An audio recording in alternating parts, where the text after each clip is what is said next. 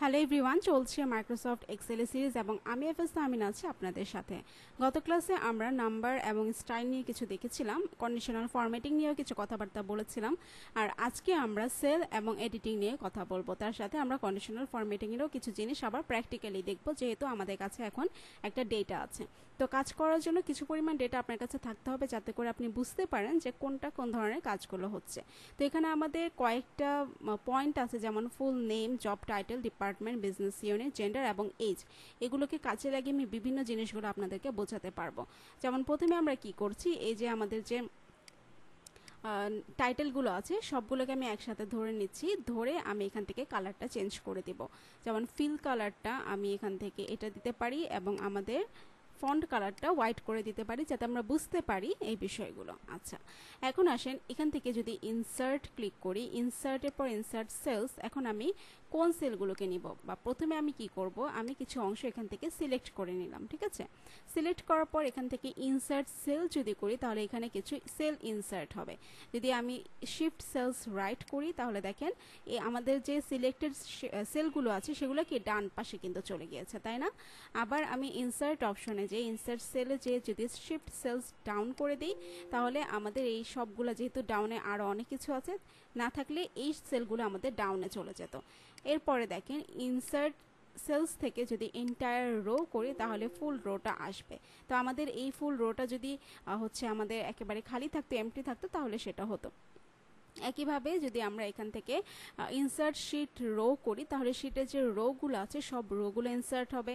তো এটা ম্যানুয়ালিও করতে পারি আমরা একটা একটা করে, অথবা আমরা যদি চাই যে এখানে যে কয়টা, যেমন 14টা রো সিলেক্ট করা আছে এবং এখানে 5টা কলাম সিলেক্ট করা আছে, এরকম সিলেক্ট করা অবস্থায় বা একই পরিমাণ আমাদের এখানে রোগুলো বা শিটগুলো একসাথে হয়, তাহলে আমরা কিন্তু এই একসাথে কমান্ডগুলো দিতে পারি।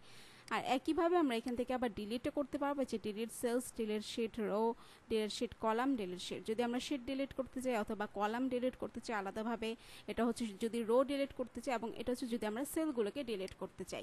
একইভাবে কিছু ফরম্যাটের অপশন আছে, যেমন রো এর হাইটগুলো যদি আমরা ফরম্যাট করতে চাই, যেমন বর্তমানে রো এর হাইটগুলো, যেমন রো বলতে যে এইটুকের হাইট বলছে কত 15 আছে, এখন আমরা কি চাচ্ছি, এটাকে ধরেন 30 করব, 30 করে আমরা এখানে দিলাম, তাহলে কি আমাদের রো এর যে হাইটগুলো আছে সেগুলো কিন্তু বেড়ে গিয়েছে, তাই না? আচ্ছা, আবার আমরা যদি এখান থেকে ফরম্যাটে যে কলাম উইথে চাই, তাহলে কলামের উইথের যে সাইজটা আছে সে সাইজটা যদি আমরা এখানে দিয়ে দিই, তাহলে দেখেন কলামের উইথ কিন্তু বেড়ে গেল। তো এরকম করে আমরা ম্যানুয়ালি আমাদের রো এবং কলামের হাইট, উইথ এই সবগুলো কিন্তু বাড়াতে পারবো।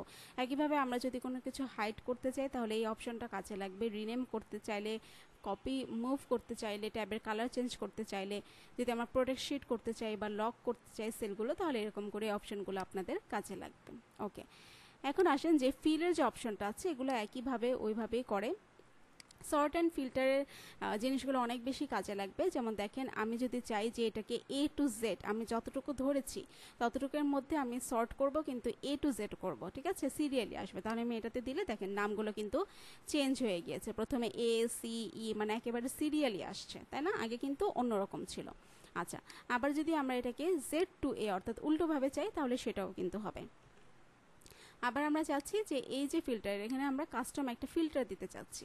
যেমন এখানে সর্ট বাই, আমি যদি জব টাইটেল বা ফুল নেম বা যে কোনো একটা ডিপার্টমেন্ট, ধরেন ডিপার্টমেন্ট অনুযায়ী আমি সর্ট আউট করতে চাচ্ছি, এবং এখানে আমি ভ্যালিউ দিতে চাচ্ছি এ টু জেড। ঠিক আছে, এ টু জেডও হতে পারে, জেড টু এ হতে পারে, অথবা কাস্টম হতে পারে, যে আমি কোন কোন লিস্টগুলো দিতে পারি।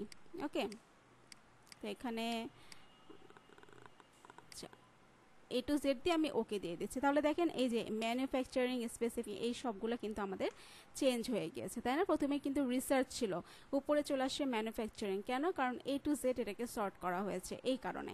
আবার একইভাবে আমরা যদি ফাইন্ড অ্যান্ড রিপ্লেস করতে চাই, আমরা কোন জিনিসটাকে খুঁজতে চাচ্ছি, ধরেন আমরা ফিন্যান্স খুঁজতে চাচ্ছি, তো ফাইন্ড নেক্সট দিলে আমাদের কোথায় কোথায় ফিন্যান্স আছে দেখেন, এগুলো আমাদের কিন্তু চলে আসছে, কোন কোন জায়গায় আমাদের ফিন্যান্স আছে। ওকে, এখন এখানে কিছু অপশন আছে, যে এই যে ফিন্যান্সকে আমরা কিভাবে কি করতে পারি, এই অপশনগুলো আমাদের লাগবে। এবং আমরা যদি চাই এই ফিন্যান্সকে আমরা রিপ্লেস করব, অর্থাৎ যেখানে যেখানে ফিন্যান্স লেখা আছে ওখানে ওখানে আমি দিয়ে দিব, বা ফিন্যান্সের জায়গায় আমরা দিতে পারি ইকোনমি। ঠিক আছে, তাহলে দেখেন রিপ্লেস করলে বা রিপ্লেস অল করলে এই যে দেখেন যেখানে যেখানে ফিনান্স ছিল সেখানে সেখানে কিন্তু ইকোনমি হয়ে গিয়েছে, তাই না? তো এরকম করে কিন্তু আমরা কাজগুলো করতে পারি। আচ্ছা, তারপরে দেখেন এখানে আমরা যদি কমেন্ট করতে চাই, ফর্মুলা বের করতে চাই, কন্ডিশনাল ফরম্যাটিংটা দেখালাম, এই সব কিছু কিন্তু এখান থেকে একে একে আমরা করতে পারবো। আর স্টাইলের একটা ভালো দিক কোনগুলো, যেমন দেখেন যে আমি লুনা স্যান্ডার্স বা ডিরেক্টরে এখানে আমি জাস্ট মার্ক করলাম, ঠিক আছে? এরকম করে আমি কয়েকটা মার্ক করে দিলাম, আবার কয়েকটা আমি নিউট্রাল করে দিলাম, ঠিক আছে? তাহলে কিন্তু আমার যে এই যে কালারগুলো দেখে কিন্তু বোঝা যাচ্ছে যে আমি কোনটাকে কোন হিসেবে মার্ক করেছি। এরকম করে আপনারা good, bad, neutral, input, note এই মার্কগুলো কিন্তু করে নিতে পারেন। ওকে, তো আজ এই পর্যন্ত। এর পরের ভিডিওতে আমরা দেখব যে ইনসার্ট অপশনের আমরা কিছু কাজগুলো দেখব, যেগুলো খুবই মজার কাজ হতে যাচ্ছে। তো আশা করছি আপনারা সবাই এনজয় করছেন এই সিরিজটা, এবং পরবর্তীতে আরও অনেকগুলো ভিডিও আসবে আপনাদের জন্য, যেগুলো সবগুলো আপনারা দেখবেন, কোনোটাই মিস করবেন না আশা করছি। সবাই ভালো থাকেন, দেখা হবে পরের ক্লাসে। আল্লাহ হাফেজ।